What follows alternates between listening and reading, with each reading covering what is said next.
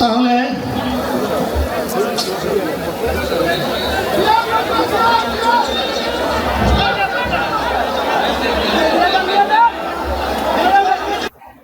আগামী বাংলাদেশটা কেমন হবে?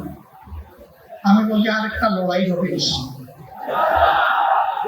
একটা লড়াই হয়েছে ফ্যাসিবাদের বিরুদ্ধে, আরেকটা লড়াই হবে দুর্নীতির বিরুদ্ধে ইনশাআল্লাহ।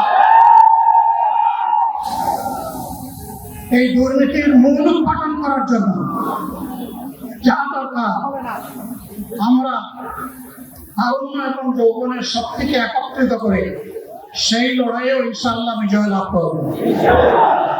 জামাত ইসলামীকে দুর্নীতিমুক্ত সমাজ গড়বে তার প্রমাণ কি? তার প্রথম প্রমাণ হচ্ছে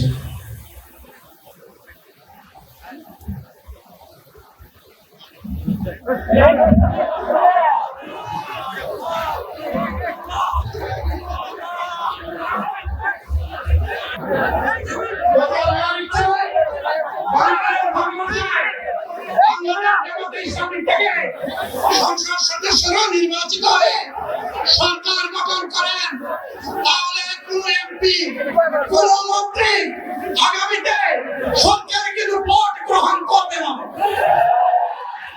কোন এমপি এবং কোন মন্ত্রী দেশবিহীন কোন গাড়ি করবে না। কোন এমপি এবং কোন মন্ত্রী তার নিজের হাতে কোন টাকা চালাচালি করবে না। কোন এমপি এবং কোন মন্ত্রী যদি তার নির্দিষ্ট কোন কাজের জন্য বরাদ্দ পেয়ে থাকেন, কাজ শেষ হওয়ার সাথে সাথে বাংলাদেশের 11 কোটি মানুষের কাছে তারা তার প্রতিবেদন তুলে ধরতে বাধ্য হবে। সম্মানিত বন্ধুগণ, যারা আমরা নিব না, দুর্নীতি আমরা করব না, যারা আমরা নিতে দেব না, দুর্নীতি আমরা সহ্য করব না। এই বাংলাদেশটাই আমরা দেখতে চাই।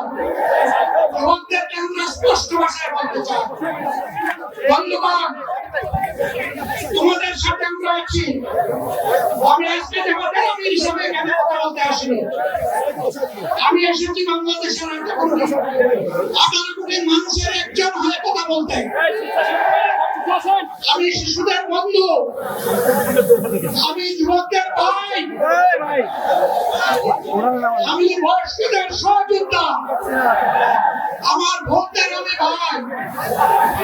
সুতরাং তাদের মুক্তির জন্যই আমি দায়িত্ব নিয়ে আজকে এখানে দাঁড়িয়েছিলাম। আল্লাহর ইচ্ছা শরীর আমাকে সাময়িকভাবে সহযোগিতা করে না, এটাও আল্লাহর ইচ্ছা যে এখন আল্লাহ আমাকে কথা বলার সুযোগ দিচ্ছেন। আমি বলতে চাই, বাংলাদেশের নির্দিষ্ট কোন শ্রেণীর মুক্তির জন্য আমাদের এই লড়াই নয়। রাস্তার একজন পরিচ্ছন্নতা কর্মী, চা বাগানের একজন শ্রমিক, রক্ত পানি করা ঘাম জড়ানো আমার একজন রিক্সা চালক ভাই মাঠে ময়দানে বাংলাদেশের মানুষের মুখে যারা এক মুঠো ভাত তুলে দিতে চায়, আমার সেই কৃষক বন্ধুকে, আমি তাদের হয়ে আজকে এখানে কথা বলতে এসেছি। আমি কোন অভিজাত শ্রেণীর হয়ে এখানে কথা বলতে আসিনি। আল্লাহ তাআলার শেষ মেহেরবানি, আজীবন সকল রক্ত চক্ষুকে উপেক্ষা করেছে, এর পরোয়া করি না। আমার আফসোস, জাতিকে মুক্তি দিতে গিয়ে যারা জীবন দিয়ে শহীদ হলো, আমি তাদের একজন হতে পারলাম না। আপনাদের কাছে দোয়া চাই, ইনসাফের ভিত্তিতে একটি দেশ গড়ে তোলার জন্য আগামীতে যে লড়াই হবে, আমার আল্লাহ যেন সেই লড়াইয়ে আমাকে একজন শহীদ হিসাবে কবুল করে। সম্মানিত বন্ধুগণ, আমাদের প্রিয় শহীদ নেতৃবৃন্দ 2006 সালের 28 অক্টোবর থেকে শুরু করে অন্যান্য গণহত্যা, শাপলা গণহত্যা, সারা দেশের গণহত্যা, পিলখানার গণহত্যা, 24-এর গণহত্যা, এই গণহত্যা যারা করেছে তাদের সকলের বিচার বাংলাদেশের মাটিতে নিশ্চিত করতে হবে।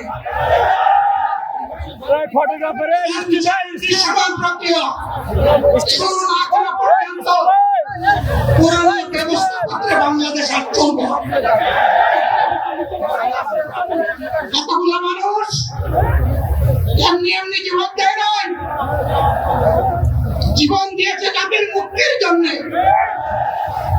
যদি বস্তাপটা পুরানা সবকিছুই টিকে থাকবে তাহলে কেন তারা জীবন দিয়েছিল? যারা ওই বস্তাপটা ব্যবস্থাপনায় বাংলাদেশকে আবার করতে চান তাদেরকে আমরা বলি, জুলাই যুদ্ধ করে তারা জীবন দিয়েছে, আগে তাদের জীবনটা ফেরত এনে দেন। যদি শক্তি তাকে ফেরত এনে দেন, আপনারা পারবেন না, যেহেতু পারবেন না কাজেই নতুন ব্যবস্থায় নতুন বাংলাদেশ গড়ে তোলা হবে ইনশাআল্লাহ।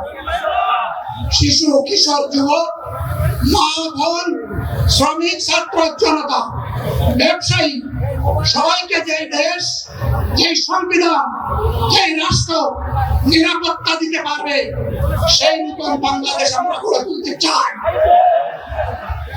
ভাইয়েরা, আমাকে সবাই চাপ দিচ্ছে, কেউ বলে ভাই শেষ করেন, কেউ বলে চাচা শেষ করেন।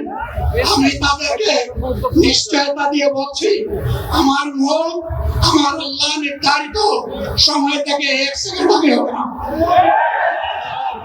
এবং আয়াত যা দিয়েছেন তার 1 সেকেন্ড আগেও আমি যাবো না। মহান আল্লাহর কাছে আবারও তৌফিক চাই। আপনাদের কাছে যে কষ্ট হয়েছে আপনারা, আমি তো এখানে শান্তিতে বসাচ্ছিলাম আর চতুর্দিকে শুধু দৃষ্টি বুলাচ্ছিলাম। কি কষ্ট হচ্ছে আমার ভাইদের, এই কষ্ট আল্লাহর জন্য। এই কষ্ট কার জন্য? ইনশাআল্লাহ আল্লাহ তাআলা আপনাদেরকে তার উপযুক্ত জাযা দুনিয়া দিবেন, আখিরাতে দিবেন। আপনাদের এই ত্যাগের বিনিময়ে নতুন বাংলাদেশ আমরা পেয়ে যাব। আসুন সেই নতুন বাংলাদেশের জন্য একবার স্লোগান দিয়ে শেষ করি, নারায়ে তাকবীর। আসসালামু আলাইকুম ওয়া রাহমাতুল্লাহ। সুপার ফ্রেশ ফর্টিফাইড সয়াবিন তেল, শুরু হোক হেলদি লাইফের জার্নি।